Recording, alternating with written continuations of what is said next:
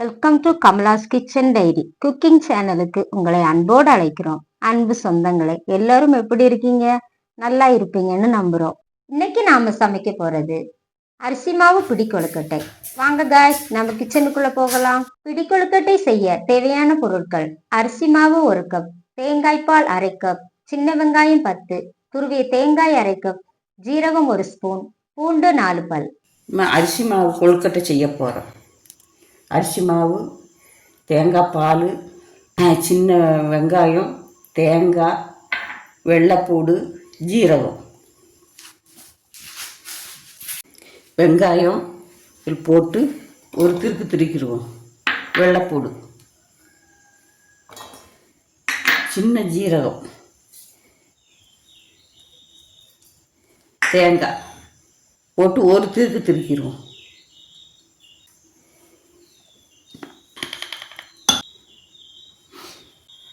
தண்ணி வச்சுக்குவோம்.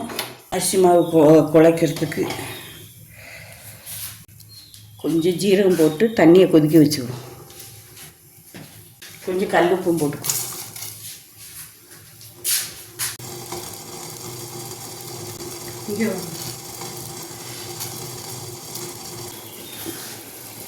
அரிசி மாவு தட்டிக்குவோம். இது தேங்காய், சின்ன வெங்காயம், வெள்ளைப்பூடு இதெல்லாம் அரைச்சதை இதில் போட்டுக்குவோம். ஜீரகம் இல்லாத போட்டுக்குவோம். தண்ணி கொதிக்குது, இறக்கிடுவோம். கொஞ்சம் கொஞ்சமாக ஊற்றி நம்ம பிணைஞ்சிக்குவோம்.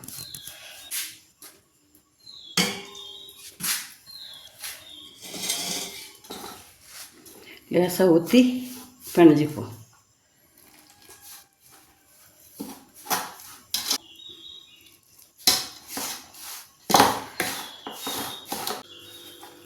கொஞ்சம் சூடு ஆறட்டும், நம்ம கை கொண்டு பிணைஞ்சிக்குவோம். ஆறிட்டு கொஞ்சம் பிணைஞ்சிக்குவோம்.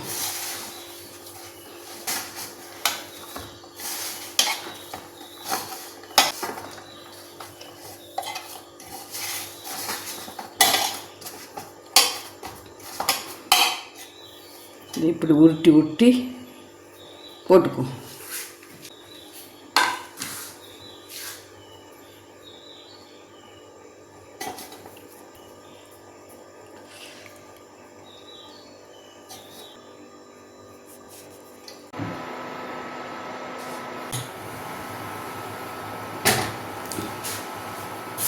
முதல்ல இந்த ஜீரகத்தை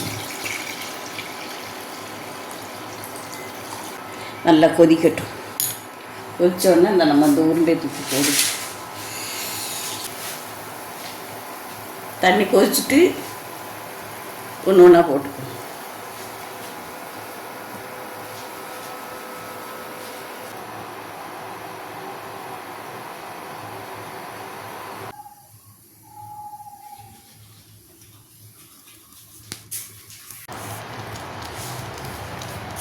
வெந்துட்டு இடைக்கிடைக்கு கிண்டிக்குங்க, அடி பிடிக்கும்.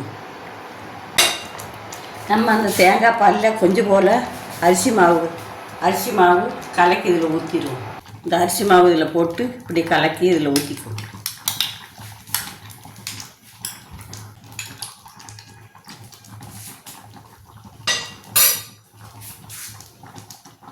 தேங்காய் பாலில் அரிசி மாவு கரைச்சி வச்சுருக்கோம், இந்த ஊற்றிக்குவோம்.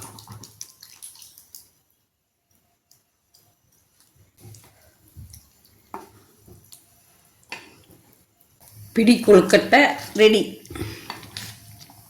என்ன காய்ஸ், இன்னைக்கு நாம செஞ்ச பிடி கொழுக்கட்டை உங்களுக்கு பிடிச்சிருக்கும்னு நம்புறோம். இந்த கொழுக்கட்டை சிக்கன் குழம்புடன் சாப்பிடுவதற்கு மிகவும் ருசியாக இருக்கும். நீங்களும் ட்ரை பண்ணி பார்த்துட்டு உங்கள் கருத்துக்களை கமெண்ட் பண்ணுங்க. எங்கள் சமையல் உங்களுக்கு பிடிச்சிருந்தா லைக் பண்ணி ஷேர் பண்ணுங்க.